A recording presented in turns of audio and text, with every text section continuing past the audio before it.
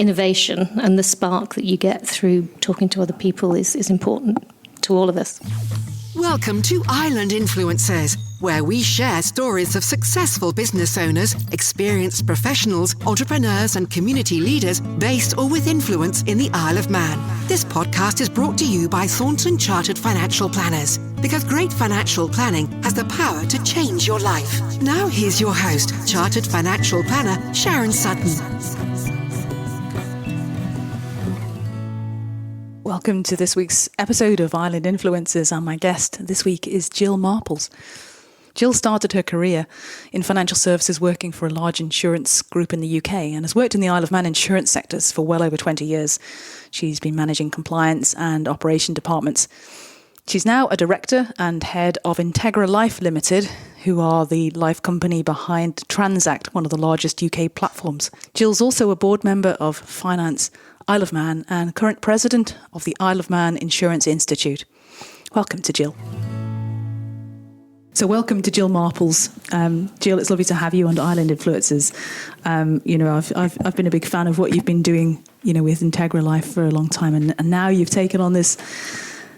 You're president. Of the local insurance institute. So congratulations on your recent appointment. How's that been?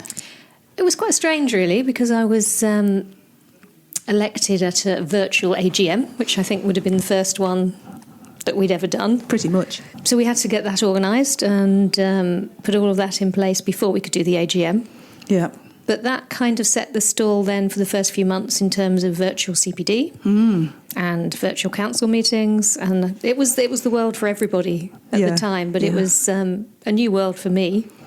No, for sure. So for the benefit of our listeners, I'll just explain. CPD is continuing professional development, which we all have to undertake to remain qualified, to remain relevant in our sector, and and to be able to remain a member of the Chartered Insurance Institute, you have to undertake so many hours continuing professional development every year, and that has to be a mixture of technical and soft skills and reading and anything really that you think is relevant to your role, that lets you maintain your standards but also develop them, I think, which is key in terms of what the local council tries to do. Yeah, and it must have been a big challenge given that a lot of it's sourced from the UK and the speakers and presenters are, I suppose, they're presenting remotely, even though here we're relatively okay and we can go about our business face to face. So I think one of the struggle was making the central CII actually recognise that as well, because they still think when they talk about government guidelines, they refer to the UK government guidelines and not Isle of Man government guidelines. So I've had to do a bit of reminding that we're not in the same situation. Yeah. So students maybe going for their exams don't have to wear masks because that's not guidelines. Things like training events can take place face to face, whereas in the UK there's just a blanket. There won't be any for presidential year 2021. So relatively easy year. No posh frocks. Could have been. No posh frocks and high heels. Lots of the dinners seem to be cancelled. We're thinking we still might do ours in February. Yeah, well, I think that was the last. Yours was the last social event I attended. It was very, very close to it, wasn't it? It was, yeah. No, well done for getting that to go ahead. End of February. Yeah. Because I can remember people were talking about the virus and what was going to happen, but we had no idea. No idea. Well, look, where we normally go with this, Gill, I wonder if you mind just going back in time and just telling our listeners all about you, where you've come from, where you grew up, and how you've got to where you are today. Sure. Well, I was born in Surrey, right, in the UK. Dad was a teacher, so we moved around with his job fairly frequently. We moved then from Surrey to Lincolnshire, to Scunthorpe. Then we went to Suffolk. Then Mum and Dad ended up in Sussex when I was about 13, and they and the rest of my family are still in Sussex. Okay. So I was the only one that actually travelled any distance, which makes it useful when you go home because they're all there in one place. Yeah. So Sussex was where we ended up. Then I went to college in Chichester, and what I'd always wanted to be from when I was about 5 was a beauty therapist. Okay. So I went to Chichester College to do a higher national diploma in beauty therapy. Well, there we are. I didn't know that. So I did my A-levels, I did my O-levels as they were then. I did my A-levels and then headed off to Chichester to do beauty therapy. Right. And actually found out to my disappointment it wasn't quite what I thought it would be. Why not?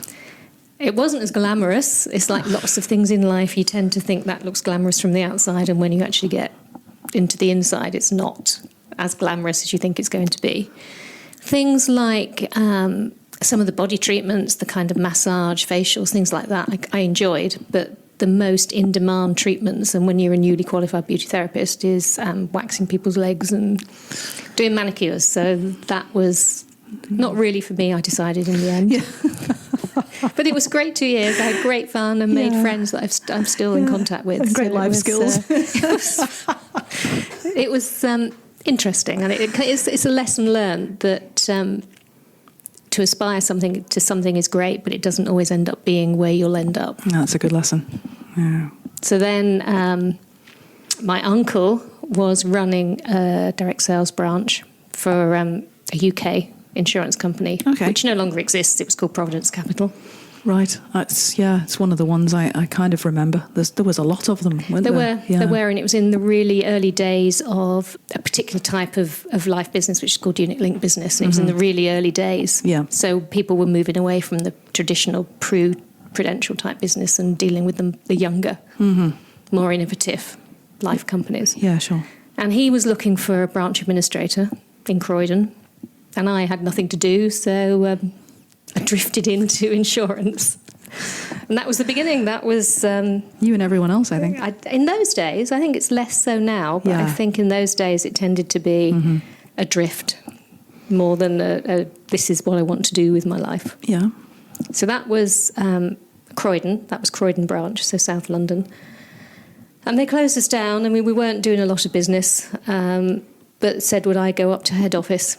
Right. And take on a role in head office, which was really exciting. Yeah. Because they asked me if I would go up and work training up all the branch administrators across the UK for Providence Capital. Yeah. And they'd pay for my driving lessons, and I'd get a company car. So that was kind of what I was doing. And then at the last minute, I got sidetracked because Gill Marples, who was running Providence Capital International, the international arm of Providence Capital, needed an administrator, and they decided I was going to go and work for him. Oh, okay.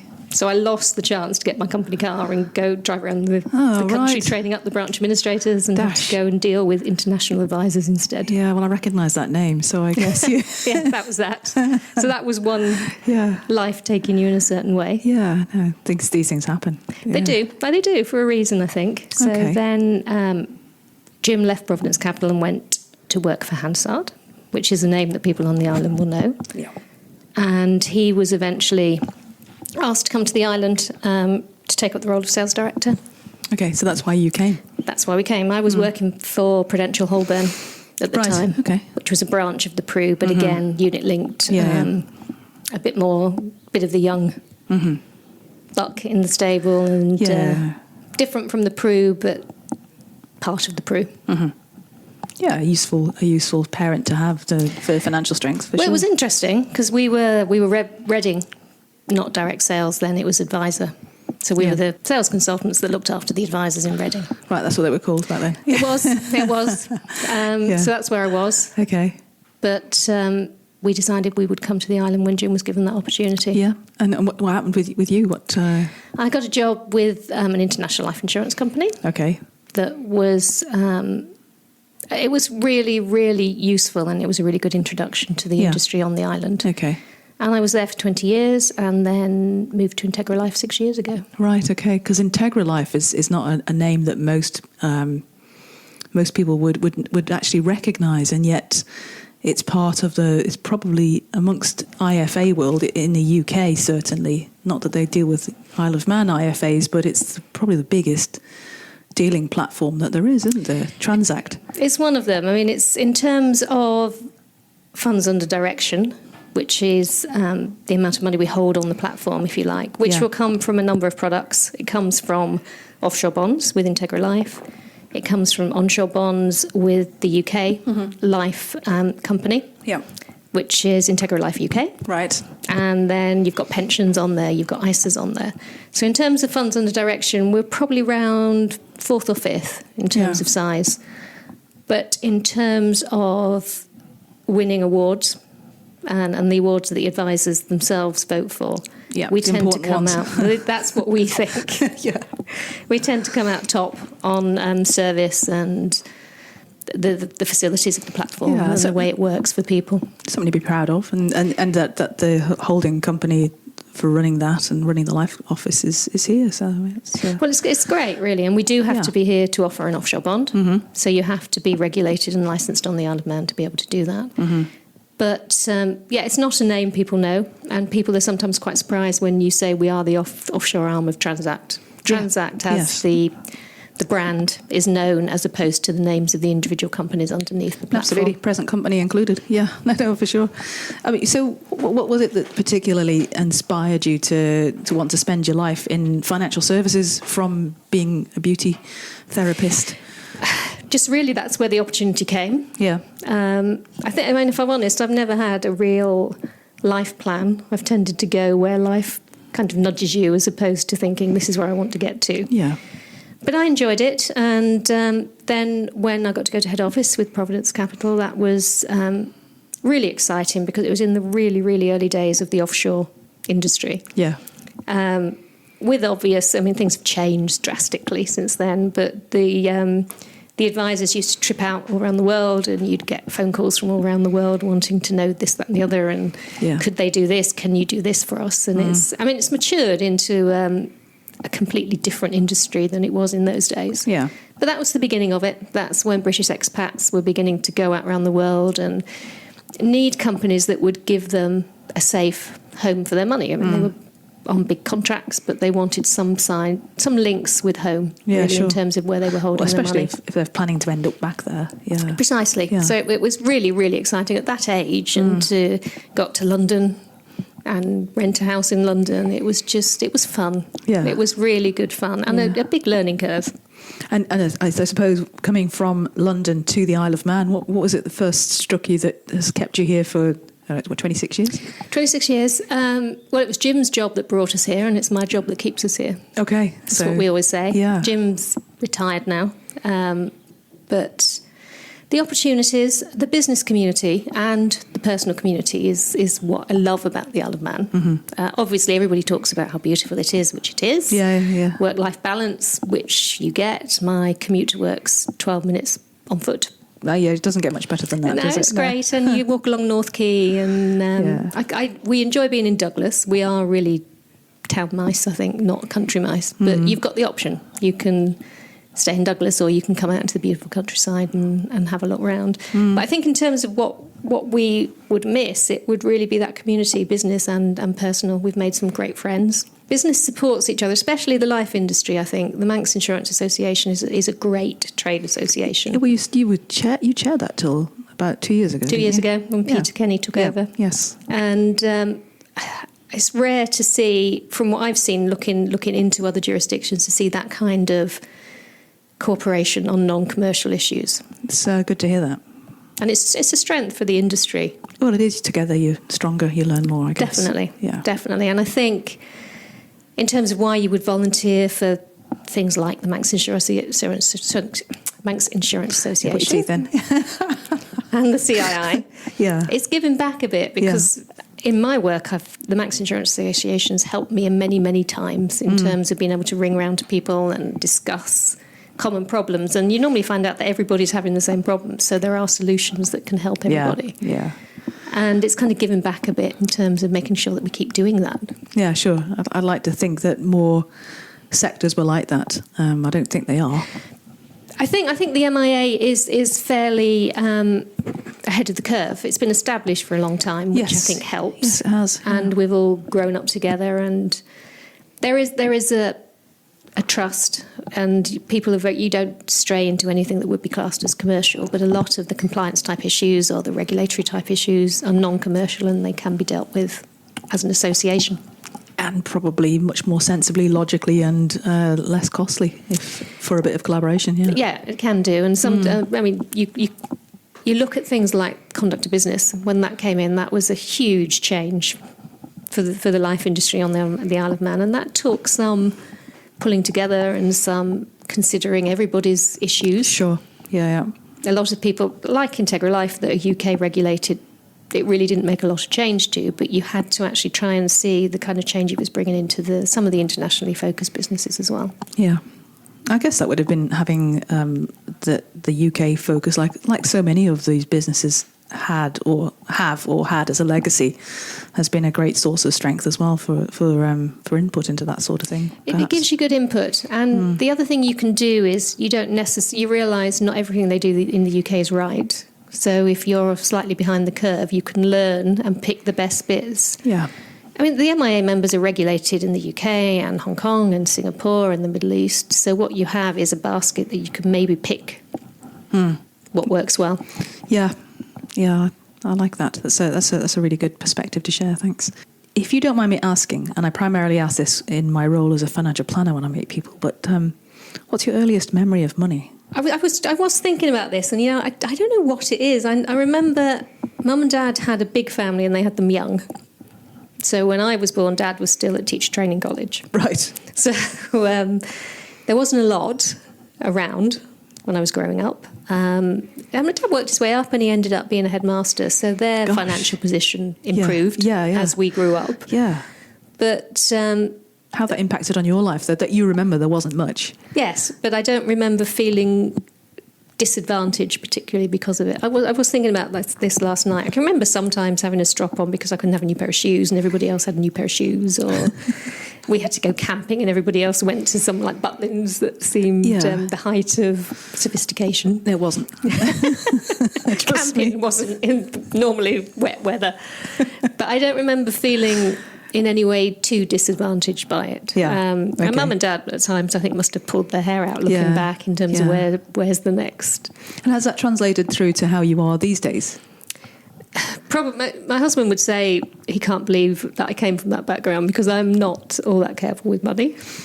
I do realise the importance of it, and I do realise the importance of building up your nest egg and your pension and making sure that that you are planning. But I will, if I've got it to spend, I will spend it. Well, I guess that translates straight through. I mean, if you run a business here, that translates into, with a business, you have to be very careful with your cash flow, don't you? You do. Yeah. Well, it's interesting, really, with what's going on with COVID, isn't it? Because if you look at the life companies and the solvency regime that we have to follow. Yeah. But it does, when something like this hits, it actually puts it into perspective and actually proves the benefit of actually building up those reserves. Absolutely. It's, well said. Yeah, it's a real example. Same with the banks. Yes. Exactly the same. Yes. Yeah. No. And so that's, the regulations sometimes seem harsh. They do, but they're there for a reason. They are. That's why we're all regulated, so that consumers have protection. I fully bang that drum wherever I can. It's a real working example of it in practice, really. Yeah. No, thanks for bringing that up. So of all the things you've done throughout your life so far, what things have given you the most fulfillment from a let's go personal perspective? Personal, yeah. Yep. Personal. It is linked kind of to work. I did an MBA in my 40s. Yes, I remember you getting that. And that was a huge achievement because I left school with A-levels. Didn't do a degree because I wanted to do my beauty therapy. And I think I'd carried a chip around on my shoulder ever since. I know the feeling. So the MBA was a way to rid me of that chip and really just test myself. Sure. And you get tested at work every day. Yeah. No, that's great. Yeah. In terms of challenging. So that was an achievement. Yes, I remember. I was very very proud of knowing you for you having that. No, great. That's good. But that kind of backs up what the CII does. It gives people that chance to develop early or later on in their lives and in their careers, depending on how they think it fits with what they're planning to do. Yeah. Which is why I'm so passionate about that. I think it's... And from a business perspective, then, what's been your greatest feeling of fulfillment? What's that from? I think the IntegraLife, raising the profile of IntegraLife on the island slowly. Mm-hmm. Yeah. And also, if we're honest, in the UK. Yeah. And in terms of what the offshore bond can do and how it fits with the other suite of products, and advisors using the suite of Transact products to make sure they can really meet what their clients' needs are. Yeah. So they've got a basket of products and they will use which are relevant to their clients along the way. And raising the profile of the offshore bond has been been difficult, but there's a lot of competition out there, but there is, and getting that service right and the interaction with the UK. In the UK, there are only 7 of us on the island, so we're very small. The UK now has around 450 people. It's a big operation. Yeah. In one office, so we can get forgotten about sometimes. Well, maybe not now. Not now. They're scattered all over the UK at the moment. Yeah, it'll be interesting to see what happens with all these corporate headquarters going forwards, won't it? Especially in the UK. It will. Well, the group line is still, they will go back when they can go back. Yeah. But that just keeps being pushed out and out. Yeah, you can see why. Yes. Well, commuting is just... managing any kind of logistics of getting people back into London is quite a nightmare, I think. Yeah, 12 minutes though. Can't argue with that. I do realise I'm lucky. Yeah. Well, we all are here, let's face it. I mean, we started back here. We were just talking before, weren't we, that, when did you come back? We came back on the 22nd of June, 2020, and you came back to the 27th of June. June 27th, 29th, yeah. Yeah, 29th. So, and we've been back to normal pretty much since. And so you're going off to the UK. You were saying on Thursday. Yeah, so that's going to be family is still there, and I think clearly nobody wants to go back into the kind of lockdown that we saw in March, either here or in the UK. But I think at the moment things are so uncertain. While we can, we will go and see the family. Yeah. And hopefully it won't be the last time this year, but it could be. Who knows? Yeah, who knows? Just, I suppose people not wearing face masks is probably the biggest. Have you got your face masks all ready to go? Have you? I've got a box of 2 boxes of 50 disposables, so just we're ready. Yeah, I saw that offer too. I think it will be very strange. I think because we never quite went through that stage here. We didn't go through going out with your masks and your. No. We were talking about winners, and my previous meeting, client meeting, was talking about winners and losers. Winners, face mask manufacturers. Losers, lipstick manufacturers. What do you reckon? But maybe mascara is because you have to emphasise your eyes. Yeah, well, that's true, yeah. That was going back to my beauty therapy days. Yes, that's why I brought it up. So for any aspiring or existing business owner or entrepreneur, what would be your number one business tip, Jill? I think it's not just business. I think it's life. I think it's communication and making sure that you communicate with people, and if there's problems that you communicate to get them sorted, and if there's positive things to talk about, that you communicate across the board. I think as companies and as boards, so I sit on the finance agency board, and I think communication, the more you look at what works well, it's where that communication is in place. Yes. For the benefit of our listeners, the finance agency is part of the Department for Enterprises initiative to putting together some collaborative boards Advisory representing boards, So they've asked for volunteers, so you all give your time voluntarily to go along and give ideas to a chief exec.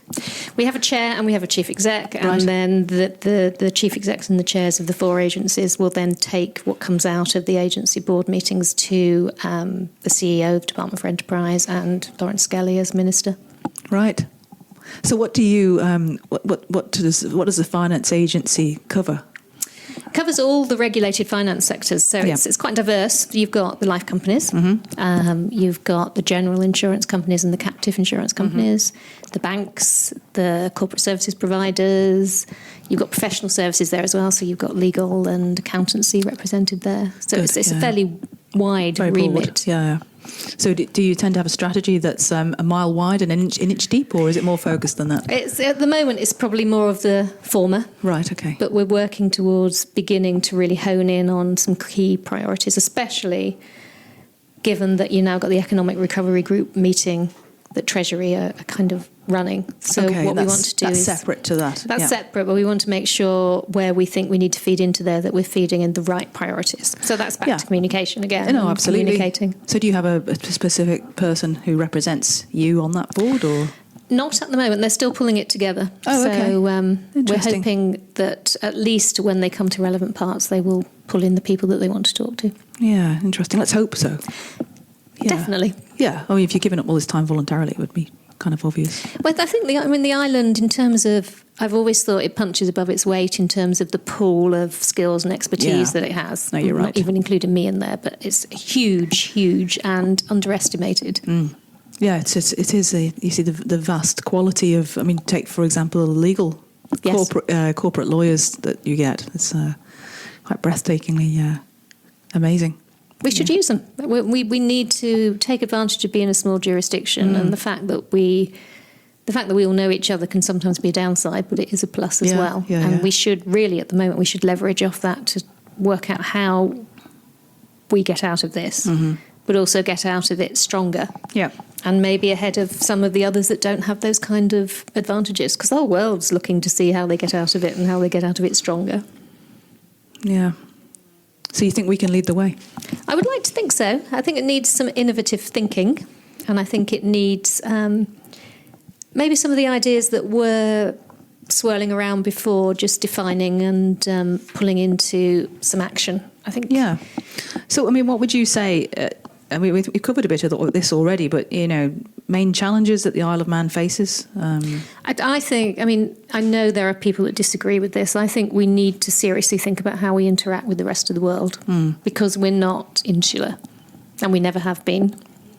No, but we've stopped a lot of that by people travelling here. We have. Yeah, a good friend of mine has just been unable to continue her contract here because of the way the visiting consultants are treated, which is a shame, but I can understand. I understand totally why the action was taken when it was taken in March. Yeah. But I think it's not going away. The rest of the world... No, it's proved today that the UK figures have just all of a sudden started to look like they're going on a second spike, don't they? And I understand some reactions that says let's just keep everything shut down and keep ourselves safe. But I don't think we can not interact with the rest of the world. So we need to think how we can do that safely. Yeah. In terms of, and the influences and our influence in the outside world is not going to happen if there is no travel. No. And what about solutions then? Opportunities? What do you think?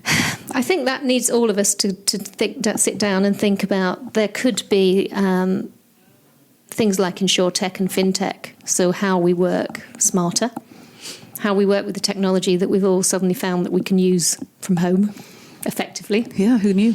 And meetings. So that there is a big opportunity there, and everyone's going to be looking at that. So you need to actually define what we can do here, maybe where we can work with partners elsewhere to develop an offering.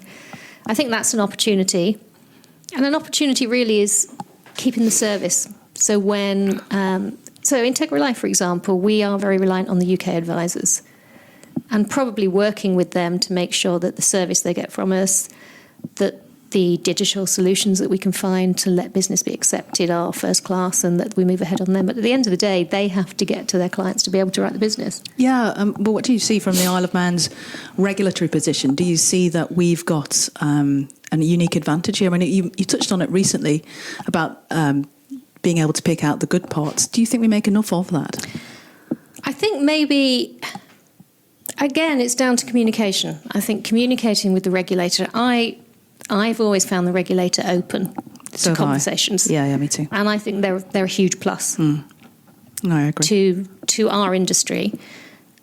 Not everybody would agree with that, but I think if you communicate and if you approach it knowing that we are a regulated industry and that you have to have protection in there for consumers, then I've always found them very open to discussions and to considering new ways of working. Yeah, okay. Well, do you remember a few years back now, and I will always be grateful to you for this, Gill, you were a fantastic committee member when, and I had the privilege of doing the local insurance institute president, and we came up with an apprenticeship outline for financial services. We did. And it was all to do with financial capability. It was to do with partnering with the universities that were, I think it was the University of Chester and University College Man. Yes. Do you see anything like that having an opportunity to be relaunched? Relaunched. Given where we are, the new world of digital and... I think it's something that should seriously be looked at. And skills and lack of skills on the island is something that we need to address. Yeah. If we want to build an international finance centre here, I think we should be looking at that. Yeah. And the apprenticeship, it comes up every couple of years. Yeah, because the accountancy profession launched one last year, didn't they? Yep. And I'm thinking, surely there must be an avenue here that you can include. There has to be. Yeah. And include not just the CII, but the Securities Institute and other people that already have those professional qualifications in place and package it. Yeah, I don't know if you saw the announcement this morning, but it seems that the Chartered Insurance Institute have announced they are going to move into the same building. I didn't see that. They're subletting from the CIS. Okay. But they're working closely together, and that's the other thing we can do on the island. The professional bodies do work closely together. Yes, yeah. We all know each other. We do. We used to go to dinners together. Yes, same dinners.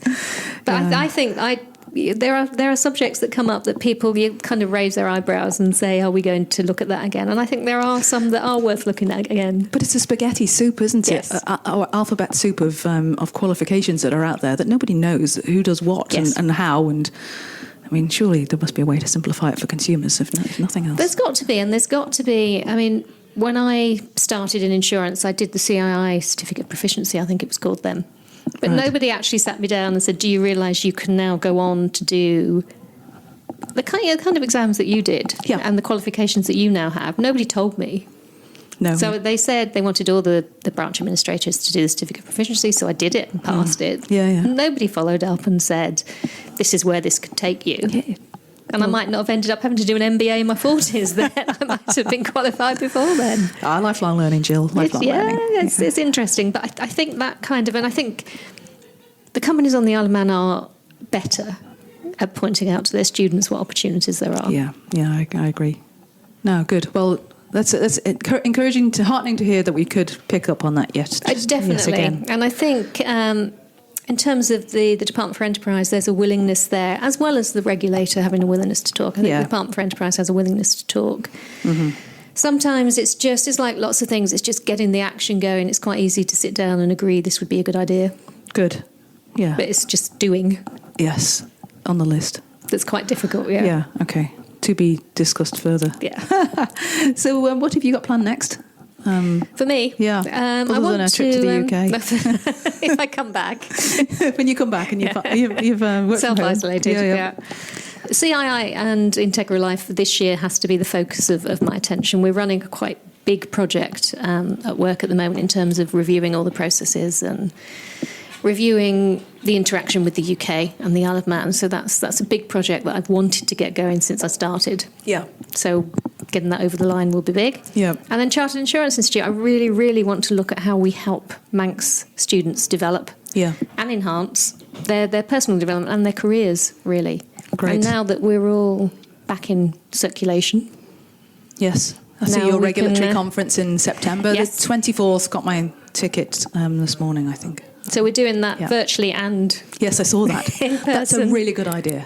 Yeah. But we're hoping we might... Because I know IntegraLife, I know some of our UK compliance people will probably, because they can, Zoom in. Yeah.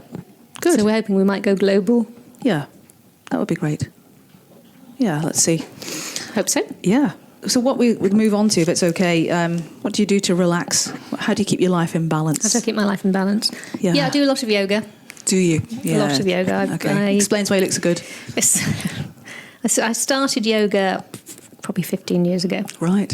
I'm having to reassess now because Sammy that ran Karma has left the island. Oh, no. So that was my 15 years go-to studio. Yeah, okay, right. So she's doing online classes, which has been great. Yes.